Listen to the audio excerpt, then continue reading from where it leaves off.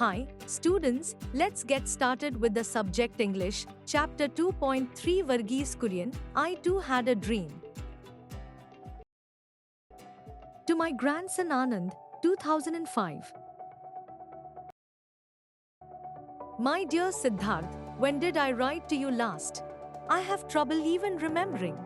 In today's fast-paced world, we have become so addicted to instant communication that we prefer to use a telephone. But speaking on the telephone only gives us an immediate but fleeting joy. Writing is different. Writing, even if it is a letter, not only conveys our present concerns and views of the events taking place around us, but it becomes a possession that can be treasured and reread over the years with great, abiding pleasure. You may not wish to read it all right away, but perhaps a couple of decades or more from now, you will pick up these jottings of mine again and they will give you a deeper understanding of what I have done and the reasons I pursued a life of service to our nation's farmers. You will then discover in them a valuable reminder of the days just before the world entered the 21st century. And you may want to share my memories with those of your generation, or even younger, to provide a glimpse of the world your grandparents lived in and knew. I started my working life soon after our country became independent. The noblest task in those days was to contribute in whatever way we could towards building an India of our dreams, a nation where our people would not only hold their heads high in freedom but would be free from hunger and poverty. A nation where our people could live with equal respect and love for one another. A nation that would eventually be counted among the foremost nations of the world. It was then that I realized, in humility, that choosing to lead one kind of life means putting aside the desire to pursue other options. This transformation took place within me 50 years ago, when I agreed to work for a small cooperative of dairy farmers who were trying to gain control over their lives. To be quite honest, service to our nation's farmers was not the career I had envisioned for myself. But somehow, a series of events swept me along and put me in a certain time with a choice that would transform my life.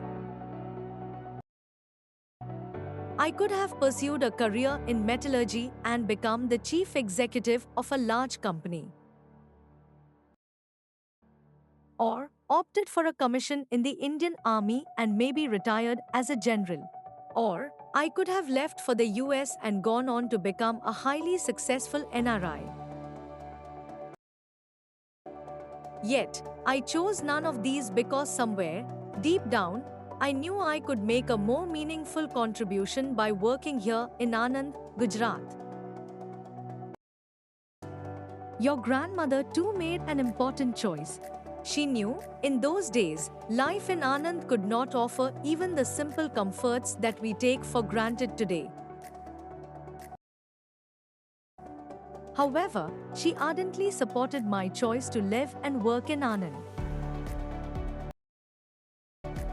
That choice of your grandmother to stand by me has given me an everlasting strength, always ensuring that I shouldered my responsibilities with poise. Whenever I have received any recognition for my contributions towards the progress of our country, I always emphasized that it is a recognition of the achievements of many people with whom I had a privilege to be associated with. I would like to stress even more strongly that my contributions have been possible only because I have consistently adhered to certain values. Values that I have inherited from my parents and other family elders, values that I saw in my mentor and supporter here in Anand, Tribhuvan Das Patel. I have often spoken of integrity as the most important of these values, realizing that integrity, and personal integrity, at that, is being honest to yourself. If you are always honest to yourself, it does not take much effort in always being honest with others. I have also learned what I am sure you, too, will find out someday. Life is a privilege and to waste it would be wrong. In living this privilege called life, you must accept responsibility for yourself, always use your talents to the best of your ability and contribute somehow to the common good. That common good will present itself to you in many forms every day. If you look around you, you will find there is a lot waiting to be done.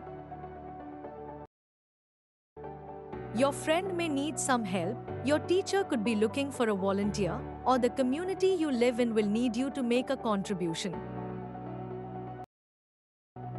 I hope that you, too, will discover, as I did, that failure is not about not succeeding. Rather, it is about not putting in your best effort and not contributing, however modestly, to the common good. In life you, too, will discover as I did, that anything can go wrong at any time and mostly does. Yet, there is little correlation between the circumstances of people's lives and how happy they are.